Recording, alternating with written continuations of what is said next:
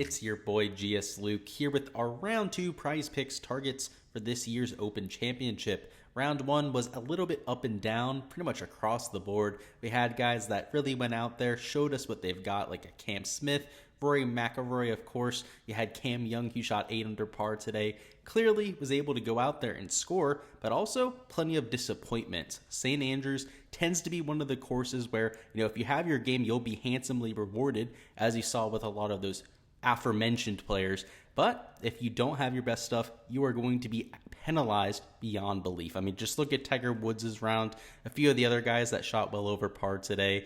If you get even just a little bit sideways, you're going to see it on the scorecard. So it's going to be fun from the entertainment perspective, but from a betting side here for prize picks, I'm a lot more confident going into round 2 now that we've seen the golf course. We have some stats from round 1, idea of average birdie rates, average score, effect when the course tends to dry out throughout the day. Now we know there is an advantage for the AM wave. So there's a lot that we have to play on now. So really excited about our potential here for Friday's round. So going to talk about how we expect the course to play, and of course at the end, my top 3 targets for my slips here on Friday. Alrighty, let's talk about this golf course first, which, like I said, was interesting, extremely polarizing. When you had your stuff, you were rewarded, but oh boy, did we see a bunch of high scores. So first off, if you split it by wave, you'll see it was a tale of 2 halves. In the morning, played right around even par, whereas in the afternoon wave, it played nearly a stroke and a half over. While you would think a lot of that was due to the wind, it was even more so due to how firm and fast the greens got. Throughout the day, they got crispier, they were harder to hold. Also, you got a lot more release when your shots landed on the green. And as a result, proximity numbers went down. And anytime proximity numbers go down, you're going to see numbers skyrocket in a quick way. So that's what you saw between the 2 waves. On top of that, you could argue that there were more sustained winds in the afternoon. But in terms of the actual measured wind gusts, there was a 2 to 3 mile an hour difference between the 2 waves. So not really anything to act on. And in fact, if we look at the weather source I use the most often here for the PGA Tour, you see that some of the winds in the afternoon were actually lower than what they had in the morning. And remember, guys, they're playing until 8 to 9 p.m. local time over there. Because it's Scotland, they have daylight upwards until 9 to 10 p.m. And we saw players as late as 4 to 5 p.m. Eastern time finishing up their rounds. So they're going to be out there for pretty much this entire window. And you can see on the second half of the day, it really wasn't all that severe. And these are measured numbers. These aren't projected here for Thursday, of course, because it's after the fact. Down here on Friday, you'll see the forecast is pretty much what we expected there for Thursday, where there were supposed to be lower winds in the morning, and then of course slightly higher winds in the afternoon. That's why we expected the morning to perhaps play easier than the afternoon wave, but we didn't expect it to be a stroke and a half difference. And that's not even what we got, right? Obviously the weather in Scotland can change at any 1 second, but here on Friday, I mean, if we get the wind forecast like we expected on Thursday, it also is a little bit firmer and faster in the afternoon than what we had in the morning. Could be an even bigger difference between the 2 waves. So choosing a tee time and making sure our players align with the right wave might be just as important as the actual player itself tomorrow. So it's something that I'm certainly keeping an eye on. If we take a look at the morning, there's also quite a bit of rain in the forecast. So whether you're looking at Windfinder, any of the other weather sources that are reliable out there, pretty much all of them have between a 40 to a 60% chance of rain for much of the morning, from anywhere between 3 to 11 a.m. local time there. So as a result, perhaps the course is slightly easier. So as a general rule of thumb, I do think the course is going to play easier than what we saw here on day 1, where it played right around 2/3 of a stroke over par. I think with the rain, obviously that makes greens more receptive. And while it does add length to the golf course, it's not like this is going to go from a super firm and fast golf course. I mean, Jon Rahm claimed it was the most firm golf course he's ever seen in his life to receptive, right? A little bit of rain, what is it, like maybe 2/10 of a stroke of not 2/10 of a stroke, 2/10 of an inch of rain over that period.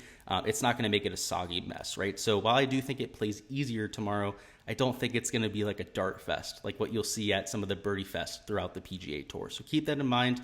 In general, I think conditions will be easier, but I am trying to target the guys that will be in the lower wind conditions, because even with the weather coming through, right, the rain coming down, you can see the wind doesn't kick up. So that tells me that it's not going to be a super strong sell, right? It's more of just like rain that's coming down, sprinkling, not really going to cause all that much trouble. In fact, if you're playing in just a sprinkle, it's pretty advantageous, right? You're not going to get a lot of moisture on your grips. You're not going to get a bunch of moisture on your club face.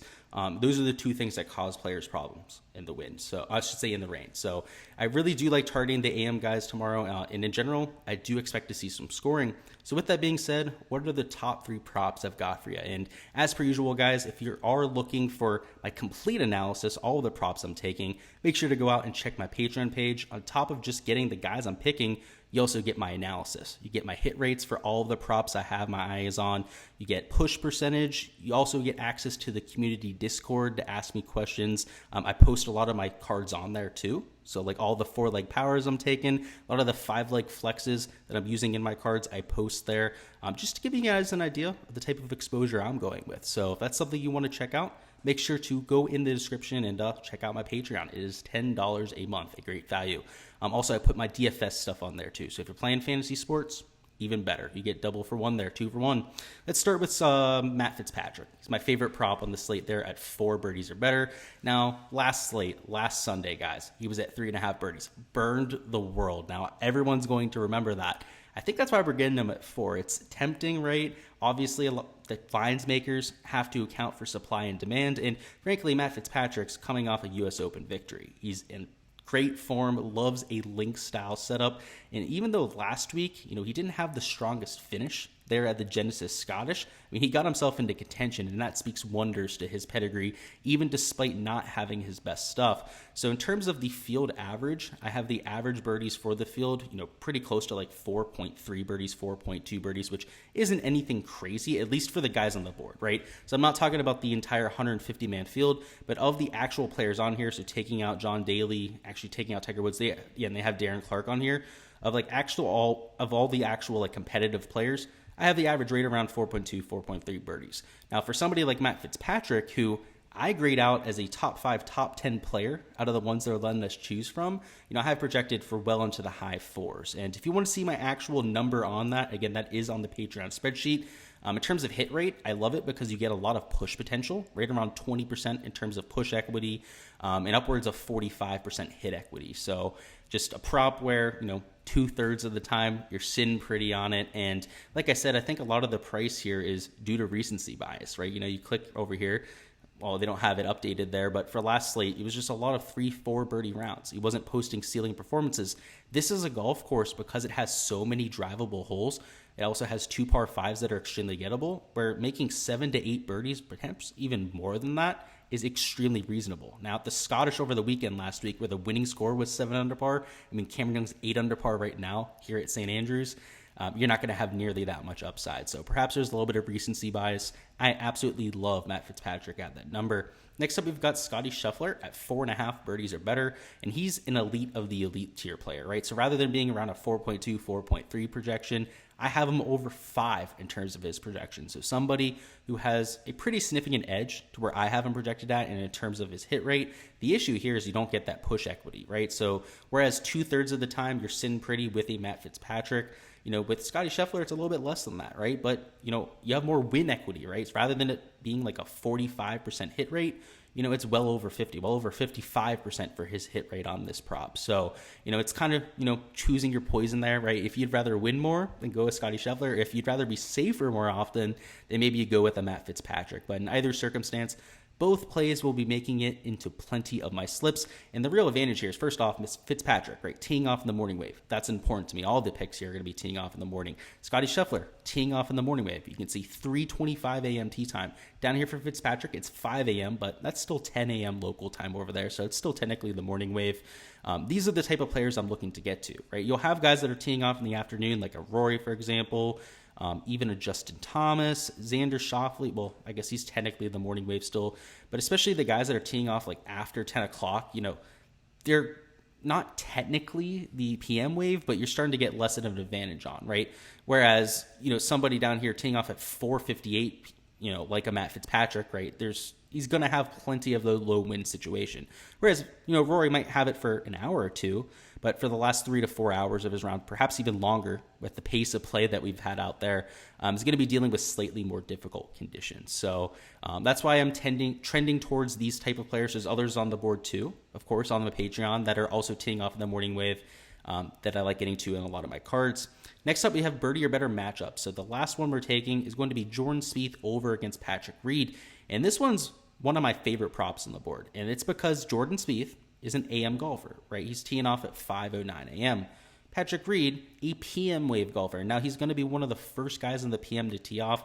But at the same time, if you're going to give me an elite tier player that has the advantageous conditions against an inferior player in the inferior conditions, I mean, sign me up all day, right? And of course, with matchups, you get right around 25% push equity, give or take a couple percent there when it comes to that, which is great, right? Push equity, never the worst thing. If you push, it at least keeps your card afloat. But more importantly, you have well over a 44% hit rate. So despite having all that push equity, I mean, just like with Matt Fitzpatrick, right, over 2/3 of the time, you're going to be sitting pretty there. And from a long-term perspective, particularly if you're playing flex plays, that's kind of the magic number, is if you can get over a 60% total between actually, I don't want to give all the goods here, but if you can be like 2/3 of the time sitting pretty, you're going to be feeling pretty good about your lineups. So that's what we're going with for my top 3 picks. There are other matchups that I love. In fact, there's about 8 or 9 that I had on last glance on my spreadsheet there.